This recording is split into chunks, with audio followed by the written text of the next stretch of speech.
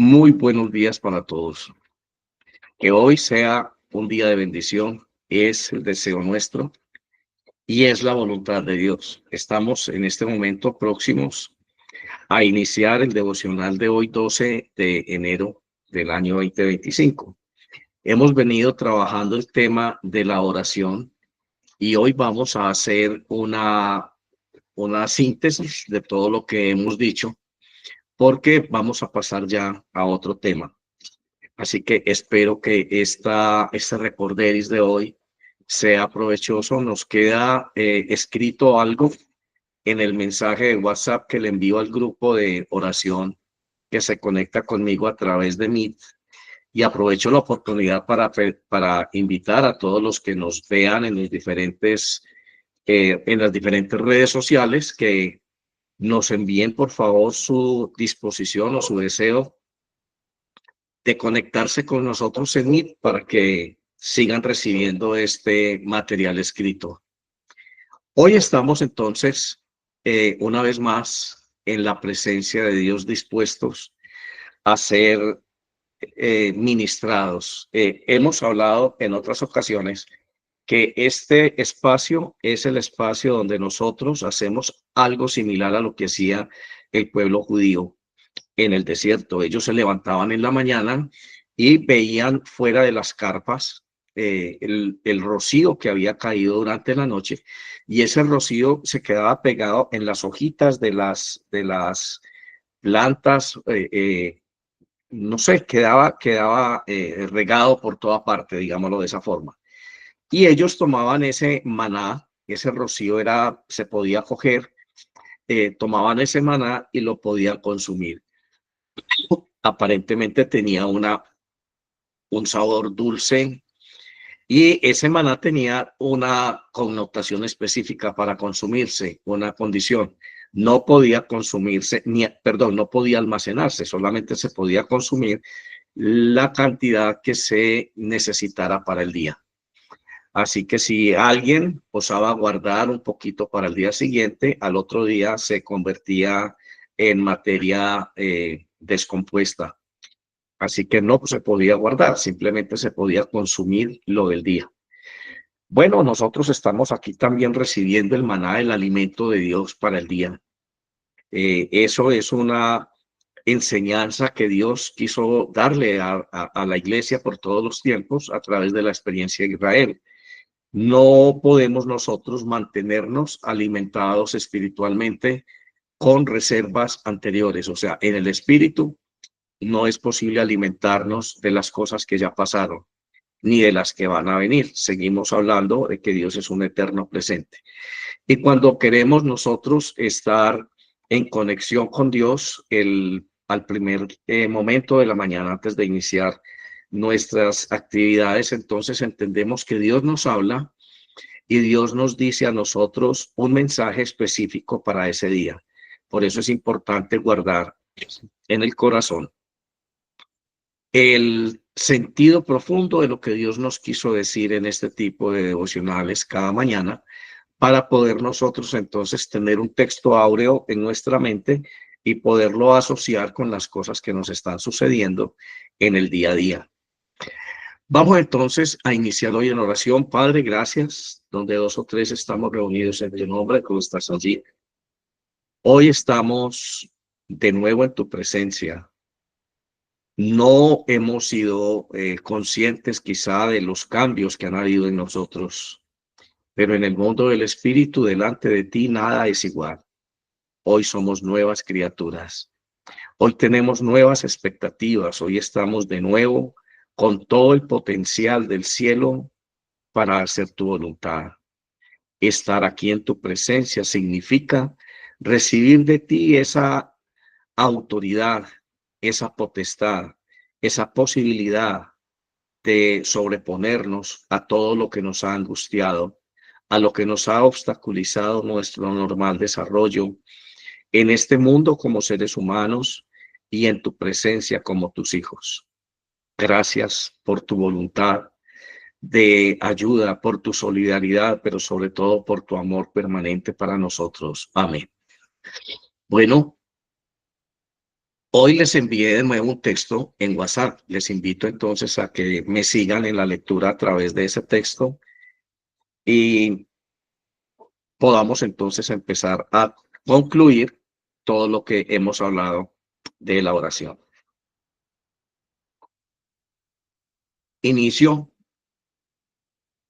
con un texto bíblico del apóstol Pablo a la iglesia de Tesalónica.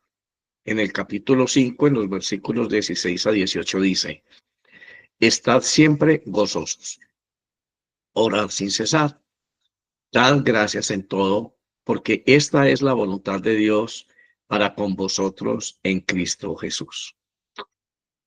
Bueno, qué interesante saber que Pablo nos está hablando aquí de tres tópicos, de tres aspectos interesantes en la vida de oración nuestra. Nos dice, estar siempre gozosos. ¿Por qué debemos estar gozosos? Bueno, debemos estar gozosos porque antes estábamos esclavos del pecado, condenados a una muerte inexorable, irremediable, por causa de nuestro pecado. No éramos conscientes que éramos seres eternos y que queramos o no queramos, íbamos a pasar nuestra eternidad al lado del demonio, de Satanás, porque no conocíamos a Dios, porque no teníamos idea de dónde veníamos, porque no sabíamos que éramos imagen y semejanza divina, ni mucho menos que somos un proyecto de Dios en formación, en ejecución. Así que descubrir esa verdad, cuando nosotros en algún momento nos acercamos al misterio de Cristo, pedimos perdón de nuestros pecados y lo aceptamos en nuestro corazón, entonces eso nos hace gozosos. Estoy en una nueva vida, estoy en un nuevo proyecto. No importa qué pase en este mundo, no importa cuánto tenga que sufrir en este mundo, tengo una esperanza de estar en la amistad de Dios, en compañía de Dios, estando con Él cada día y preparándome para mi permanencia eterna en el cielo. Mientras transcurren los días de mi peregrinación en este mundo, yo voy a estar gozoso. Voy a estar gozoso porque sé que nada ni nadie me va a apartar del amor de Dios, porque sé que todo lo puedo en Cristo que me fortalece, porque a través de la oración puedo tener con Dios una comunicación permanente donde voy a estar tratando dos ejes temáticos, mis necesidades naturales y también voy a estar tratando mi progreso espiritual. Entonces eso me da alegría, porque todos los días yo estoy allí, todos los días estoy siendo testigo del poder de Dios, todos los días estoy siendo testigo de que ese diálogo tiene sentido, que lo que yo le hablo a Dios no queda en el aire ni en el limbo, que lo que yo le hablo a Dios queda en el corazón de Dios, que todo lo que yo le hablo a Dios es escuchado en el infierno, precisamente por aquellas entidades que han querido tener hegemonía de mi vida a través de mis pensamientos y que me han querido manipular a través de mis sentimientos y mi voluntad como si yo fuera una marioneta. Esos días pasaron. Y nos dice el apóstol, está siempre gozosos y orad sin cesar. Claro, todo el tiempo debemos estar orando. Alguna vez hablamos de lo que significa la vida en el Espíritu. Y es tener a Dios en mi pensamiento todo el tiempo, todo el día. Hablar con Él, compartir con Él todo tipo de pensamientos y circunstancias que vivamos. Tratarlo como a un amigo. Jesús es nuestro amigo. Y decirle, Señor, mira, ayer me pasó esto, hoy quiero estallar de rabia, pero tú me controlas. Gracias por eso. Ahí vamos. Y así, cada uno de nosotros va a desarrollar una forma muy particular y coloquial de hablar con Dios, de hablar con ese Jesús que está morando en nuestro interior y dar gracias en todo. todo lo que nos pasa, todo lo que tenemos, todo lo que nos sucede, todo lo que vivimos y hacemos, es por la voluntad de Dios. Así que dar gracias en todo es importante. Y es tan importante porque esa es precisamente la voluntad del Padre para con nosotros en Cristo Jesús. El sentido de tener a Jesús en nuestra vida, aparte de lo que acabamos de mencionar, es tener un corazón agradecido y humilde. Bueno, iniciamos entonces, después de este texto áureo, diciendo que nosotros podemos hablar con Dios. Él nos habla de manera verbal. Para alguien que dice que no es posible escuchar audiblemente a Dios, sí es posible, porque Él nos habla de manera verbal a través de su palabra. La Escritura, la Sagrada Biblia o la Sagrada Revelación es la palabra escrita de Dios. Allí Él nos está hablando verbalmente, si podemos decirlo de esa manera, ¿no? A través de su palabra, y de manera no verbal a través de su obra providencia, de su obvia providencia. Dios es nuestro proveedor. Dios es nuestro dador. Dios es quien nos sustenta. Así nosotros pensemos que estamos pasando el peor momento de nuestras vidas. Así estemos pensando nosotros que estamos viviendo un infierno, como muchas veces nos referimos a eso. Ojalá quitemos esa palabra y esa expresión de nuestros labios. No podemos decir que estamos viviendo un infierno si somos hijos de Dios. Eso sí es un verdadero contrasentido. Así que nosotros estamos siempre atentos a la providencia divina. Así sea un no que venga del cielo, es parte de la providencia divina. Estamos en comunión con Él a través de la oración constante. Recordemos que San Pablo nos dice, dar gracias en todo y orar sin cesar. Esta es la conversación de nuestra alma con Dios, la oración. Nuestra alma tiene sed de Dios, se nutre de la presencia de Dios. Recuerde que nuestra alma es inmortal. Nuestra alma fue concebida como proyecto divino en el corazón de Dios y luego fue puesta en un cuerpo natural que es el que nosotros tenemos como casa de habitación para tener una experiencia en este mundo sujeto a espacio y tiempo. Pero nuestra alma es eterna, es inmortal y ella no puede vivir sin estar conectada a Dios. Hay almas enfermas, hay almas moribundas e incluso hay almas que ya murieron. Así que nosotros tenemos el privilegio de tener un alma que está activa, que todos los días se renueva, que todos los días se alimenta y se fortalece precisamente por este contacto diario en oración y en meditación con Dios. Bueno, en la oración, mediante ella expresamos nuestra reverencia y adoración a Dios. Desnudamos nuestras almas en oración continua ante Él. Derramamos acción de gracias desde nuestros corazones agradecidos y presentamos nuestras peticiones y súplicas en su presencia. Qué bueno es estar delante de Dios. Qué bueno es saber que a través de nuestra alma, nuestro corazón se expresa. Y en el corazón nosotros tenemos, figurativamente hablando, contenidos nuestros sentimientos, nuestros pensamientos, nuestros deseos.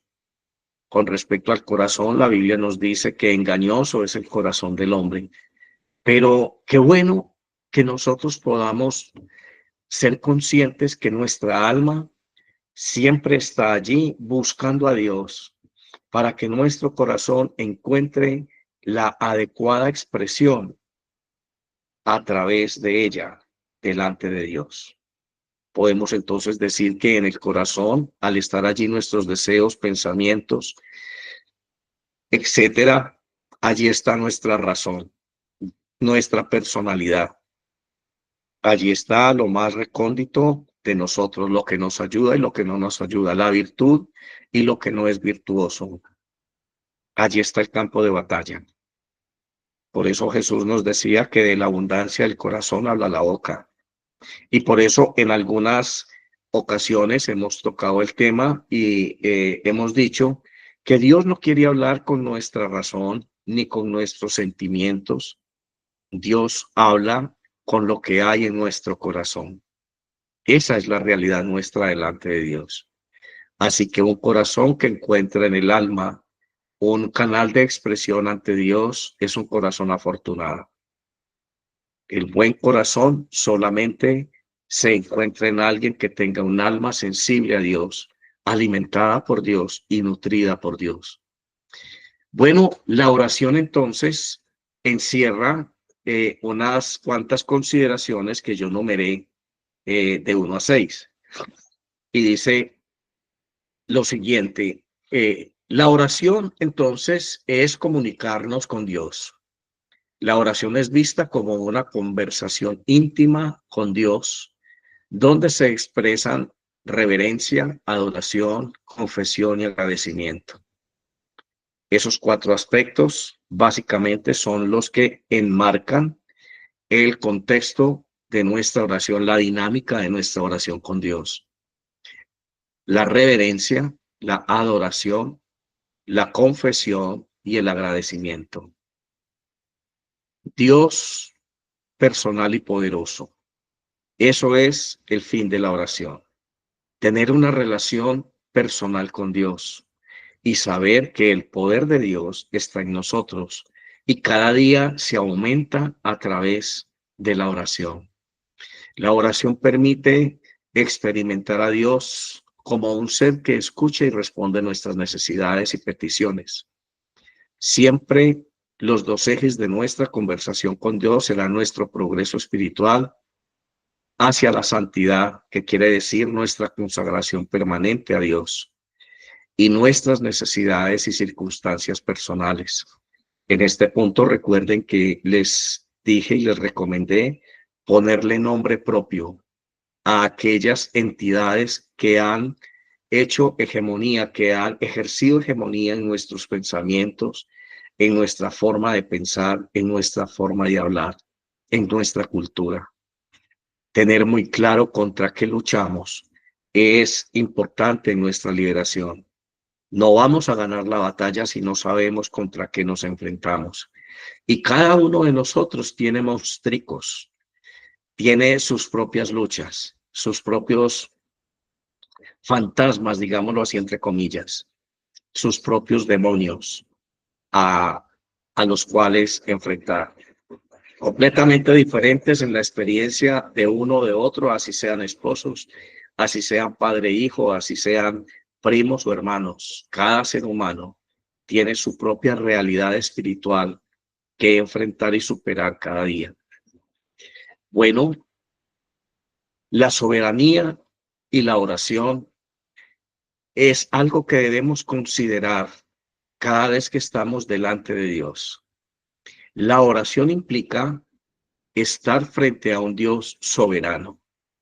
La soberanía se habla de ella o se relaciona al rey, a quien gobierna, a quien toma las decisiones, a quien está sujeta nuestra voluntad y nuestra servidumbre, a quien servimos día y noche.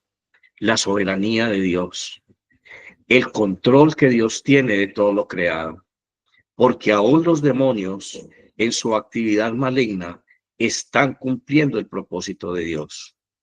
Si no hubiera tentación, si no hubiera estorbo de parte de los demonios, no fuese posible la santificación y la consagración de nuestra voluntad a Dios.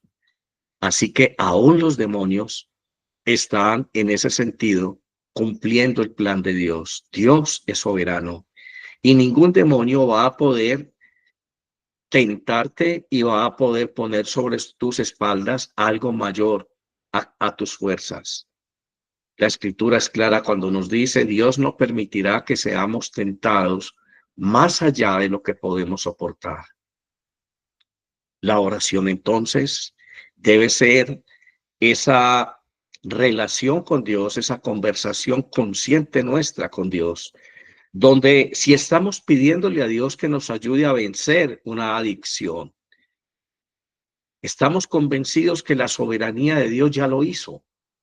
Solo está esperando que yo que yo lo consuma, que yo lo complete. Todo lo puedo en Cristo que me fortalece. Cuando Jesús estaba muriendo en la cruz, dijo, todo está hecho. Soy libre en Dios. Lo que sucede es que esa libertad la tengo que ir ganando, la tengo que ir descubriendo, me tengo que ir apropiando de ella, pero yo soy libre. Y soy libre cuando yo quiera ser libre, cuando en la oración yo tenga la fe suficiente y la convicción de que estoy hablando con un Dios soberano, con un Dios que prometió que no me iba a dejar tentar más allá de mis fuerzas. Así que la adicción, que es una tentación que tengo en este momento, no es mayor a la provisión de Dios para mí. Es allí donde yo debo elegir. Es allí donde yo debo decidir creerle a un Dios soberano, aún sobre la manifestación de mi carne. Una persona, hablando de adicción, puede estar en un síndrome de abstinencia.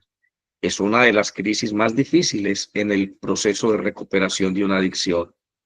Pero si allí en el síndrome de abstinencia, esta persona ahora convencido de que ya Dios lo hizo, convencido de que ya Dios tiene control, ya lo liberó, ya Él es libre, que simple y sencillamente es cuestión de convencer su carne, convencer su cuerpo que está somatizando ese proceso de liberación, que ya falta muy poco, que tiene toda la fuerza necesaria para hacerlo, que por más que ese síndrome de abstinencia quiera dañar su cuerpo, no lo va a lograr porque Dios está allí.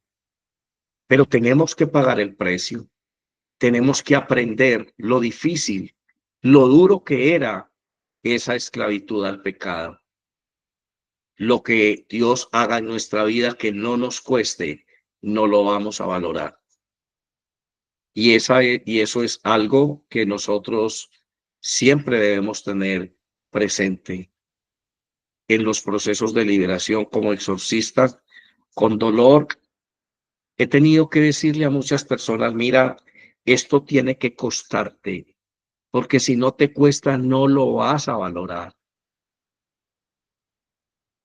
Desafortunadamente, así somos los seres humanos. Y Dios lo sabe, así nos hizo Él. Lo que con sacrificio conseguimos, lo valoramos. Lo que con sacrificio amasamos, lo consideramos un honor de nuestra parte.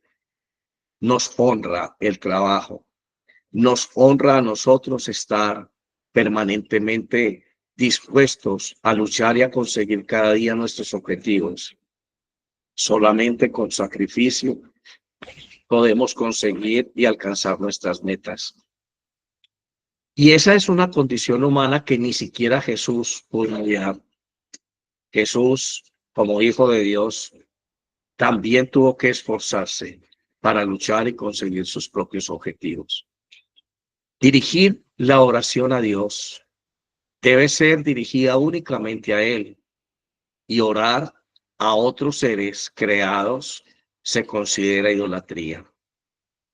La nueva era nos está diciendo a nosotros que el universo tiene poder. Los angeólogos nos están diciendo que los ángeles tienen poder. Las filosofías orientales nos están diciendo que el hombre en sí mismo tiene poder, que usted tiene el poder de llegar a diosificarse, a alcanzar dominio completo de sus emociones, el estado del nirvana, como dirían en el hinduismo. Y todo eso es idolatría. Nosotros solamente adoramos a Dios. Dirigimos nuestra oración a Dios. Que esto nos quede bien claro, porque Dios no comparte su gloria con ningún hombre. Y ese texto bíblico se los dejo de tarea para que lo busquen. Es muy sencillo, vaya a Google y diga, Dios no comparte su gloria, y él inmediatamente le va a dar un texto bíblico. Dios no comparte su gloria con ningún hombre. Y cuando dice eso, el texto narrado, la palabra de Dios, no hay acepción de personas. Ningún hombre es ningún hombre. Jesús, para poder compartir la gloria de Dios, tuvo que morir y tuvo que ser encontrado sin culpa y sin pecado. Entonces fue glorificado. Solamente cuando Jesús demostró su inocencia, su rectitud de espíritu, su perfección divina, después de haber habitado en un cuerpo humano, entonces fue glorificado. ¿Qué te hace pensar a ti que cualquier otro ser humano aparte de Jesús ya fue glorificado al punto de ser objeto de súplicas, oraciones o consideraciones como mediador? Para poder Jesús ser el mediador entre Dios y los hombres, tuvo que pasar todo ese proceso tan difícil que ningún hombre a través de la historia anterior lo pudo haber hecho: cumplir la ley. Así que Él es nuestro mediador y abogado ante Dios. Ningún otro ser creado, ni en el cielo, ni en la tierra, tiene ese privilegio.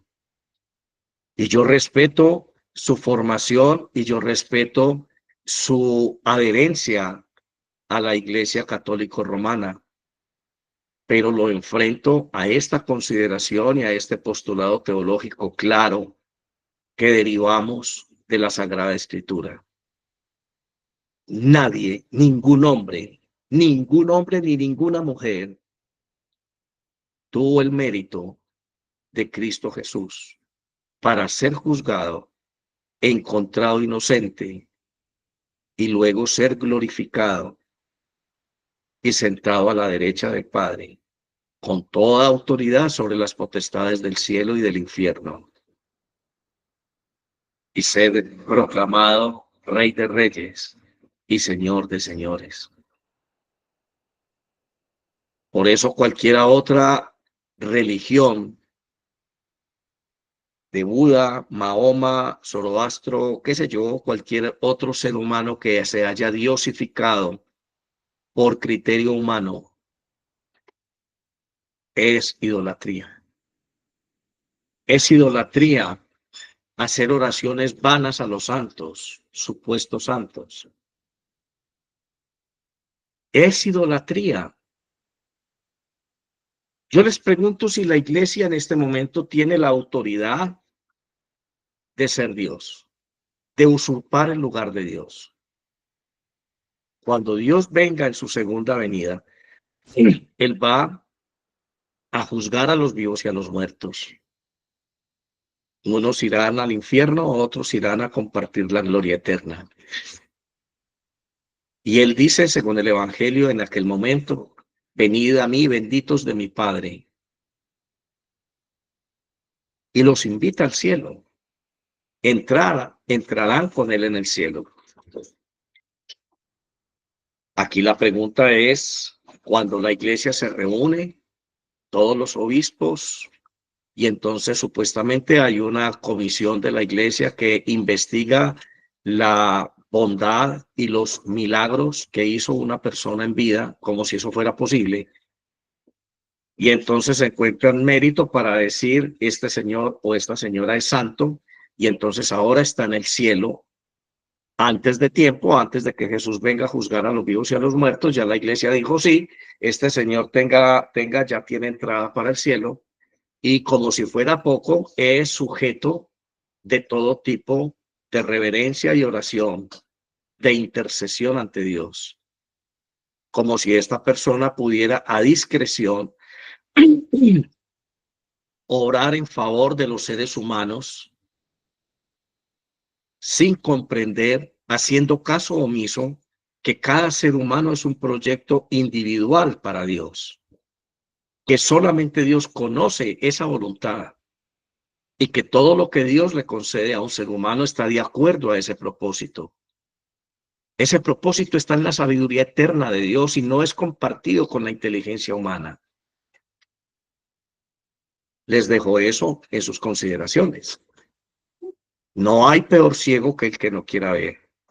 Así que está en usted seguir haciendo de la oración un espacio de idolatría y de acumulación de méritos para ir al infierno, o hacerle caso a la escritura, a la revelación divina, y entender que solamente Dios es sujeto de oración, reverencia y adoración, y que solamente Jesucristo es el intercesor entre Dios y los hombres. La sinceridad es fundamental en la oración. Es necesario no perder de vista que para hablar con Dios debemos hacerlo siempre desde una plataforma de verdad. Jesús ya dijo que quien adore a Dios es necesario que lo haga en espíritu y en verdad. Oraciones vacías son vistas como ofensivas.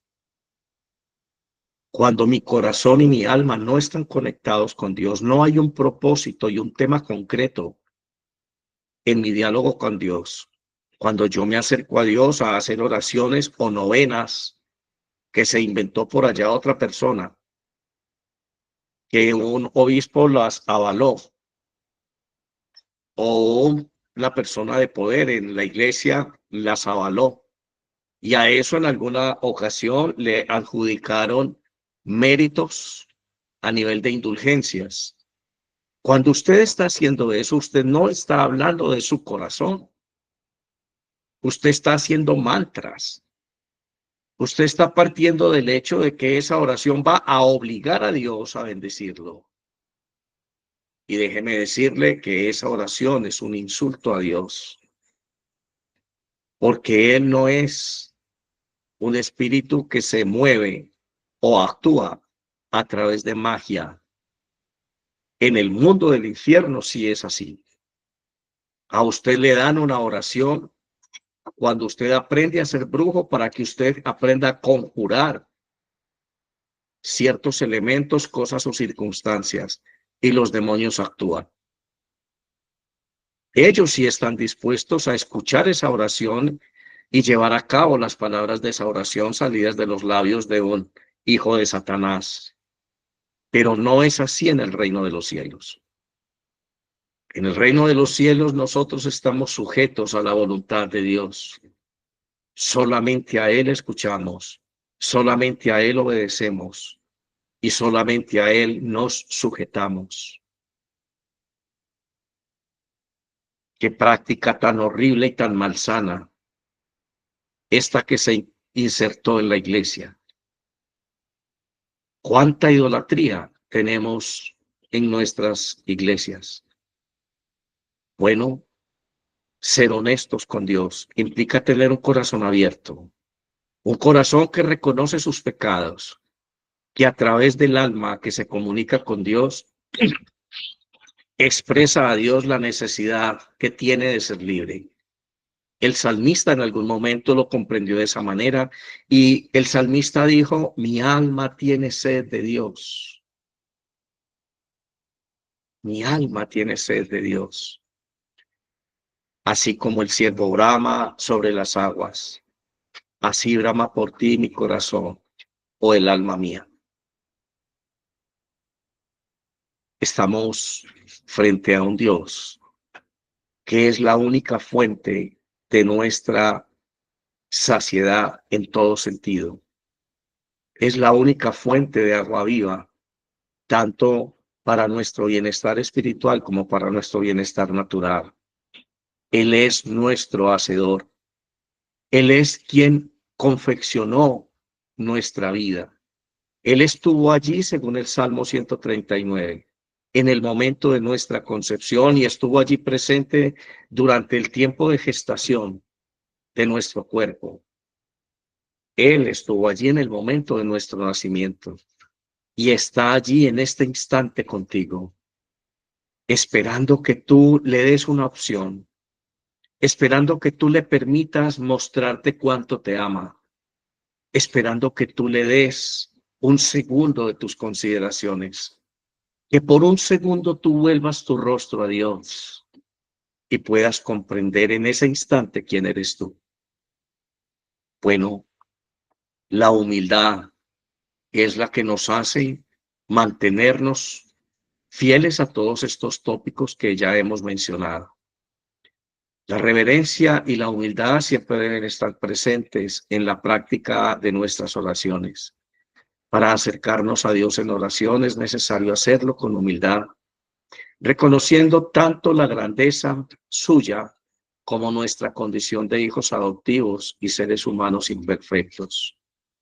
Esto implica aceptar que al orar debemos estar dispuestos a someter nuestras peticiones a su voluntad, confiando en que Él escucha y responde, aunque a veces su respuesta sea negativa, y que cualquiera que fuese esa respuesta, para nosotros siempre será su voluntad. Por último, la fe en la oración incluye la confianza no solo en que Dios puede responder, sino también en su sabiduría y benevolencia.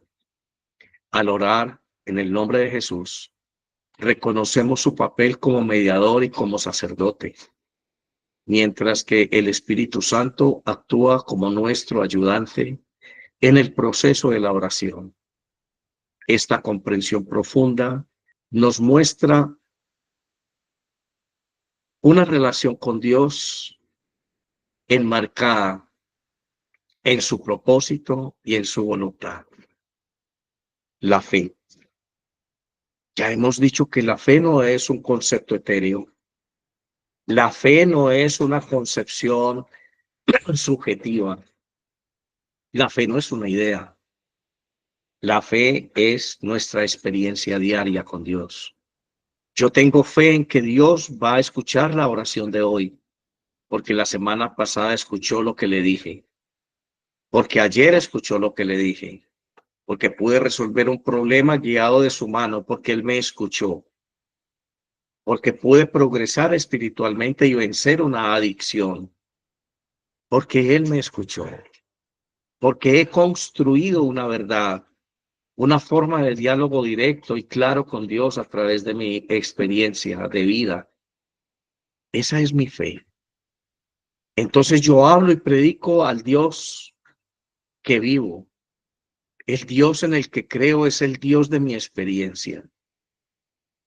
Ojalá los predicadores, ojalá los pastores hablaran del Dios que hay en su corazón, del Dios de su experiencia, no del Dios hipotético, no del Dios que se supone que es así.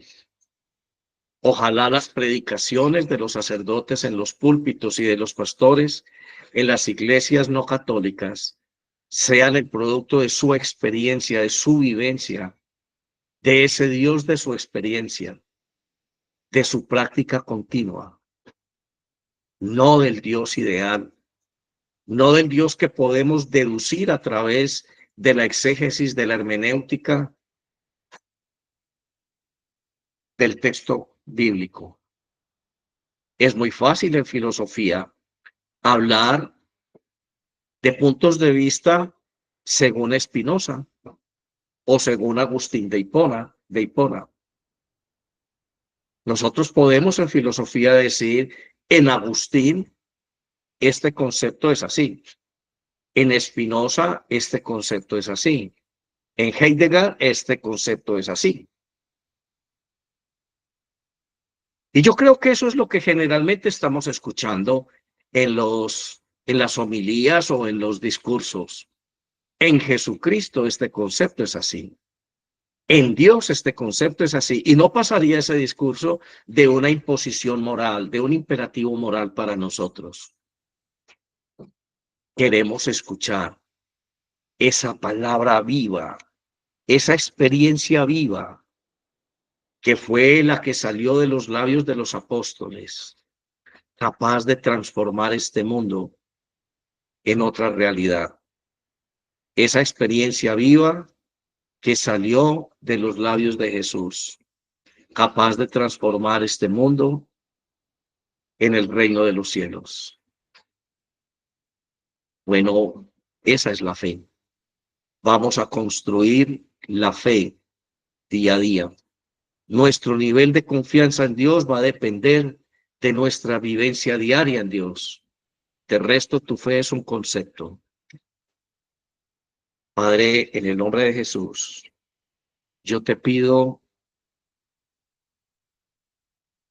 que nos des a todos nosotros la convicción de haber llevado una vida basada en nosotros mismos, a través de la experiencia del pecado. Todo lo obedecimos en el pasado a nuestra razón y a nuestros instintos. Ahora que por tu misericordia hemos conocido tu amor, por la dimensión del sacrificio de Cristo, ayúdanos entonces por tu Espíritu a vivir en comunión contigo a través de la oración para poder permanecer en la libertad que Él nos dio en la cruz. Amén y amén. Yo les bendigo en el nombre del Padre, del Hijo y del Espíritu Santo.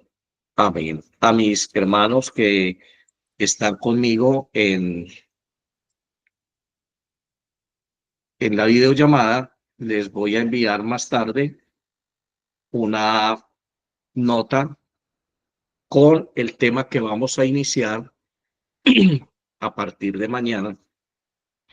Y también les voy a enviar una nota preguntándoles si los miércoles, o sea, hoy, a las 7:30 de la noche, es un momento adecuado para que todos ustedes y yo ingresemos en una profundización del conocimiento de la Sagrada Escritura y de algunos temas fundamentales en la vida cristiana. Habíamos dicho la vez pasada que íbamos a enviar un material por correo electrónico y bueno, quiero primero acordar con ustedes la hora, los miércoles 7:30 de la noche. Y el tema entonces sería a elección de ustedes.